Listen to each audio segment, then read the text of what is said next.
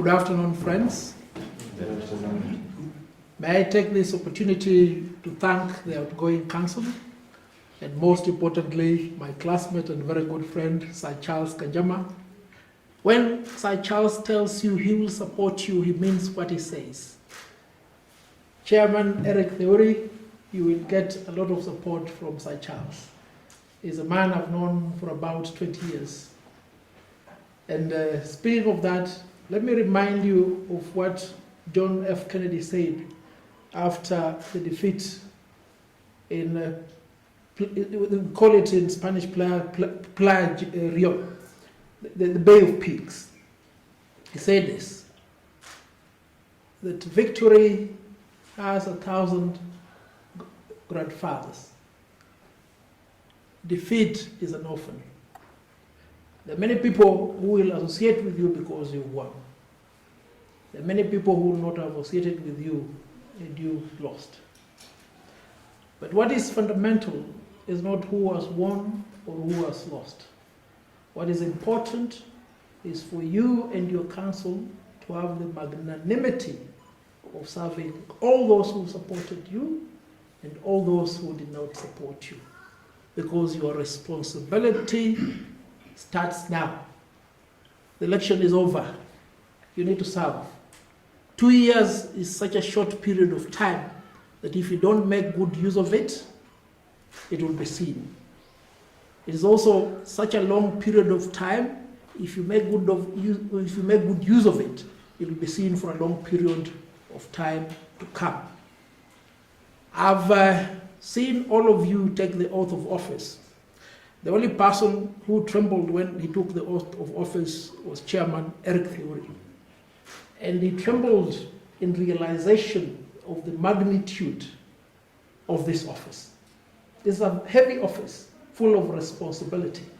I'm not belittling any of the other council members, but it must be remembered that the chairman of the Law Society of Kenya, Nairobi branch, is elected by the members. So he has a higher responsibility than the 9 of you. It is incumbent upon you to give him all the support that he requires to enable him to deliver on your behalf and on behalf of the branch. Nairobi branch is the biggest branch in the Law Society of Kenya. In fact, it has almost 70% of the membership. The active members of the Law Society are about 10,000. Those who are active in Nairobi branch are about 7,000. Today is a historic day. Why do I say it is a historic day? It is a historic day in 2 aspects.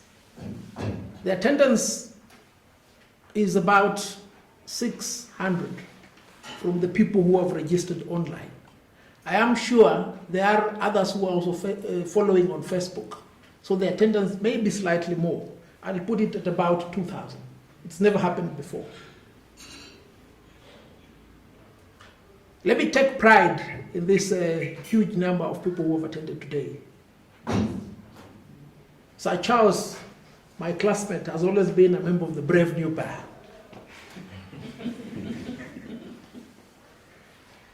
Chairman Eric Theuri has always been a member of the Brave New Bar. There are those amongst us who have never been members of the Brave New Bar. We welcome you to the Brave New Bar. The Brave New Bar will now serve at the national level and at the branch level. We want your criticism. We want your evaluation. But we don't want sabotage. It is very important that we work together to ensure that we live up to the oath of office that you've taken today, to uphold the rule of law and administration of justice. And this is a Herculean task for which there will be many challenges ahead of you. In early deliberations, a member asked us to deal with the issue of police brutality. Another asked us to deal with the issue of the opening of courts. Another asked us to deal with the issue of obedience of court orders. One also asked us to deal with the issue of the essential service provider. Who or what is the biggest obstacle to the practice of law now? Is it the police? Is it the poor economy? Is it corruption? Or is it something else? If you interrogate this issue further, you will come to the realization that the biggest threat to the practice of law right now is lawyers. Not lawyers amongst us, but lawyers in other fields that are affiliated to us. Lawyers in the state law office, lawyers in the office of the Director of Public Prosecution, lawyers who work in the executive, lawyers who have become judges and magistrates. I want to remind our friends in the list that I've enumerated that you are members of the Law Society. We value you so much. We get disappointed time without number when you have an opportunity of taking care of the interest of fellow lawyers, the interest of the public, the demand to uphold the rule of law and the administration of justice, and you waver in doing that. It will surprise you to note that there are those amongst the list that I've set out who even sit on a daily basis to scheme and plan on how to make the work of lawyers difficult, on how to make the work of the leadership of the Law Society difficult. And I speak because I know you are listening. It is your responsibility to advise the executive properly. It is your responsibility as a state council working in a ministry to advise a cabinet secretary in accordance with the law. It is not incumbent upon you to sit in strategic meetings and to plan how to harm the operations of the leadership of the Law Society, how to impair the practice of private practitioners. It is wrong. And let me remind you of what Feroz Narji, senior counsel, once said. Tyranny is so unoriginal. He proceeds to say further that the atrocities that were meted on the people of Kenya in the 70s, in the 60s, in the 80s and the 90s will happen again. They are happening now. You are experiencing them. And it's for that reason, therefore, that you need to be steadfast. You'll need to be vigilant. You'll need to make a choice whether to tread in harm's way and perform your role as a leader of a premium bar. On my part, I will tell you that I've gone through this time without number. I've experienced it. They'll try to infiltrate your leadership, Chairman Theuri. The people you trust most will end up betraying you. But do not despair, because in a number of every 12 people, there is one Judas Iscariot. Those are not my words. Those are the words of Dr. Gibson Kamau Kuria, senior counsel. But perhaps you may be fortunate. The total number of your counsel is 10. So you may not have a traitor. But even if there is, accommodate them. Ensure that they help you in delivering on behalf of the Law Society of Kenya, Nairobi branch.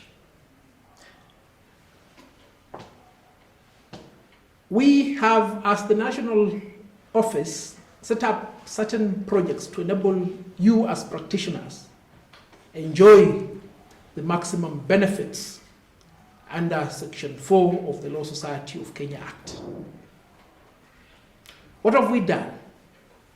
During this pandemic period, we went to court and obtained an order that designated advocates as essential service providers. For you to benefit from this facility and service, you need to be active in the list of members of the Law Society of Kenya.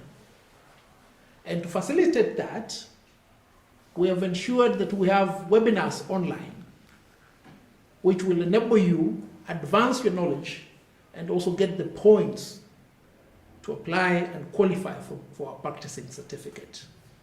May I therefore encourage you to take these opportunities and ensure that you are compliant. Yes, the economy is bad, but do not lose hope. It will be better. What is important right now, as somebody once told me, is just to ensure that you are alive and you'll be there to continue when we return to normalcy. But if you fall into a lull, if you don't have a practicing certificate, if you don't have an essential service provider card, you will not be able to move from one point to another. You will not be able to deliver legal services. You will not be able to make an income.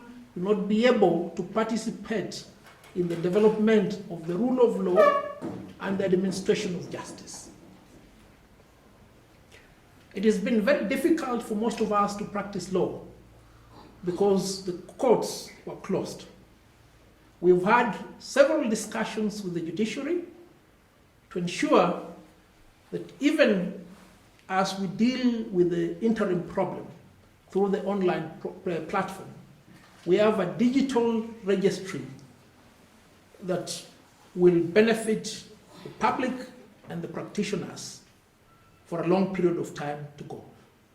We have experienced several hurdles in this exercise, and we will always call upon you as members to come out in defense of what your leaders are doing, because the responsibility that these 10 have taken is a heavy responsibility. They're not paid a salary. They are volunteered to serve. You are entitled to evaluate their performance. You are entitled to critique what they're doing. But always remember that leadership is a calling. No one takes the responsibility of sitting here unless he has or she has a calling. 10 people you see in front of you have a calling. The people you see this side have a calling.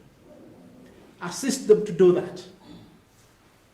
Friends, the many who have said they will help you, they didn't help you before. Be careful in the manner in which they want to help you. And Mr. Eric Theuri, remember, the ultimate responsibility rests with you. You are the spokesperson of the branch. You are the coxswain of this board. You will always get the best support from your council members if you provide the best of the direction needed for your journey.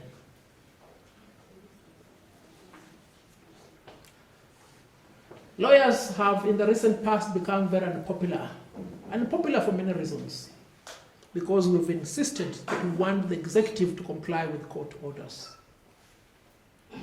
We have besieged the executive to swear in the 41 judges who were recommended for appointment by the Judicial Service Commission.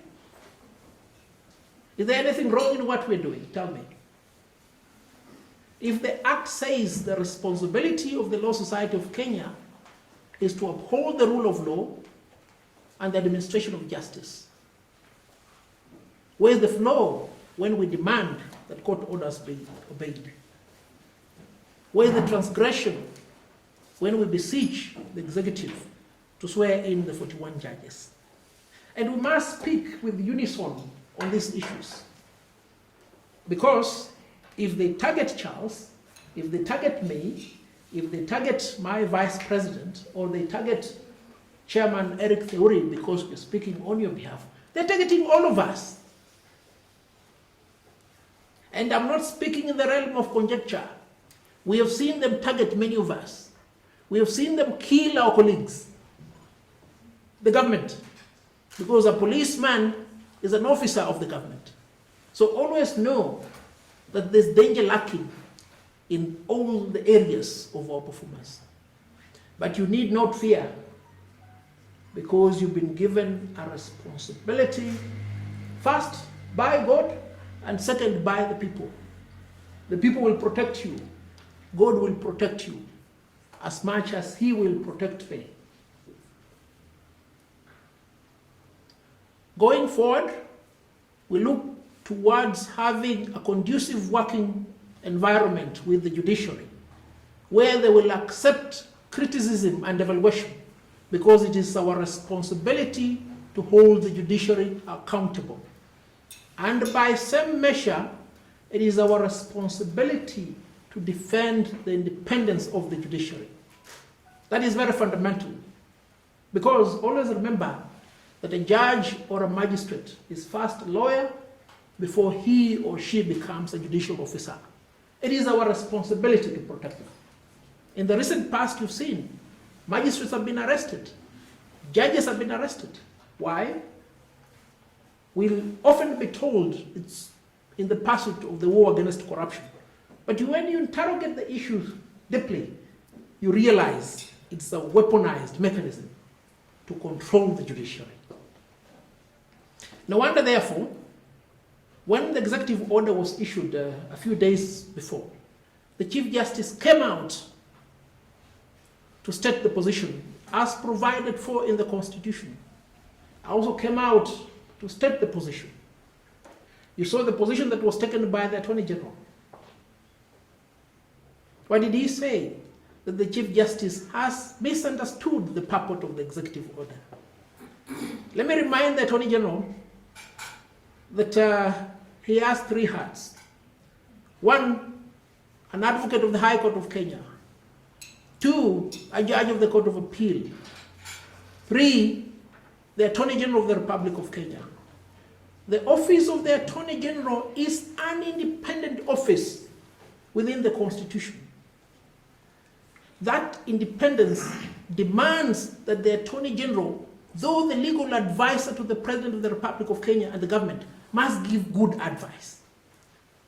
And I say this with a lot of authority, because those who came before me have always told me this: your responsibility as an advocate is to give advice. The obligation of the client is to instruct. If it is manifest from what you've seen as the conduct of the Attorney General that he has given good advice, but the advice has been disregarded, we'll come to his defense. But if the Attorney General misadvises the executive, and in particular the President, then it is our obligation to ensure that we hold him accountable. This we must do. There's been a clamor for constitutional change in Kenya. It has been said that we have a constitutional moment. Is it a constitutional moment? Have you felt the heartbeat of the need to change the Constitution? What is the problem with the Constitution?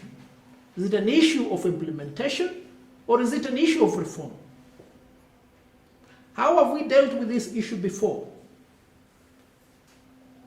Was reform not preceded with a constitutional review process to check and ascertain the pitfalls, if any, in the Constitution?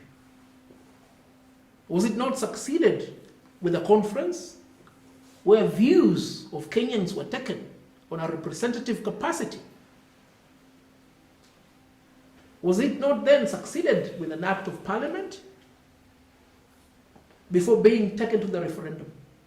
Friends, these are fundamental issues that you must handle as advocates. Do not expect anybody else to handle them. And you'll not be the first ones to deal with these issues. Those who have come before you dealt with these issues in environments more perilous than the prevailing one. You remember at one point in time, during the clamor for multi-party democracy, the then chair of the Law Society, Paul Mwite, fell into the danger of being jailed. Why? Because the Law Society took a position insofar as the constitutional process then was concerned. But right now, they don't want you to speak. Why do they not want you to speak? Because they know if you speak, you will give direction to the people of Kenya as to what is important. And let me remind you, friends, last year at the annual conference in August at the Pride Inn Hotel, this issue was discussed by the membership. And whereas nowadays we don't have resolutions at the annual conference, the unanimity of thought and ideas was this, that the problem that bedevils administration in Kenya is not one of reform, it's one of implementation. And there is no solitude insofar as this issue is concerned. If you read The Elephant this morning, Professor Yash Palgai has put his opinion on this matter. Senior Abdikadir has given his opinion on this matter. Of course, many people will not want to speak. You remember that famous line that, my Lord, I appear for the applicant. I seek a conservatory order against the direction of the Cabinet Secretary Interior. My Lord, my client supports BBI. It's not a joke. Well, if it's a joke, it's a very serious joke. Because it has become the norm today that if you contradict what the administration has in mind, even if you're right, then you must be targeted. I want us to be targeted. We will not be the first ones to be targeted. Because if you're not targeted, it means you're not performing your duty. On my part, at the national level, I promised to perform my duty. And when I ran for office, I told you, vote me in. Not because you like me. I have a very ugly face. Vote me because you know I'll be prepared to do that which is right at the correct point in time. Of course, there are those in our midst who are still feeling like orphans. I encourage you not to feel like orphans. We are all one society. Let's not engage in bickering. Let's engage in development. Let's make progress. Let's ensure that we provide the people of Kenya with proper guidance, legal advice, and direction on the constitutional process. Professor Kivuta Kibwana is no longer there. He's in elective politics. If you are here, he will have helped us. Dr. Gibson Kamau Kuria is here. But why do you want Dr. Gibson Kamau Kuria to come and speak, yet he spoke 30 years ago? Why do you want Honorable Paul Mwite to come and speak, yet he spoke for you for the last 40 years? It will be the dereliction of duty if you as an advocate right now does not want to speak. History will judge you very unfairly if right now you are coerced, you are compromised, or you're cajoled not to speak. Friends, this is not my day. This is the day for my very good friend, Eric Theuri. Eric Theuri, the opportunity is now here. If you write the word opportunity is now here, it can also be read as opportunity is nowhere. It all depends with how you perceive it. And obstacles are the things you see when you remove your eye from the target. Don't remove your eye from the target. Perform diligently and gallantly as we have known you. The national office will always be there to assist you. And we also want you to be there to assist the national office. There are several development projects which we have put in place which will require our concerted effort. One of these projects, which is very fundamental to us, is to develop Gitanga Road.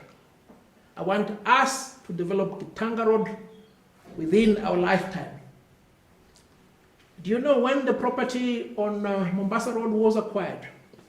It was acquired during the tenure of retired Court of Appeal Justice GBM Kariuki as chairperson. It was in the 80s. How many here were born in 1985? Only you. Charles, you were born in it, right? I think you were born in 1977. We were born in the same year. So there are only two people in this gathering who were born in 1985. No, there are a few more. Or they refuse to raise their hands. They are there. The ladies don't like raising their Well, the fact that you are born again does not mean you're not born before 1985. So the property has not been developed for all this period of time. We need to make a decision. How best do we deal with these two properties? And because Nairobi branch is the branch that is the headquarters of the Law Society of Kenya, we depend upon you substantially. I do not propose this time to come and tax the members to enable us develop this property. I want us to look for ways in which we can look and find money. Even if we'll have Sir Charles buy a floor, even if we'll have somebody buy a seat, a window, let's do it. Let's do it within our time. Let's leave a mark. I don't know whether the President of the Republic of Kenya has set aside the curfew.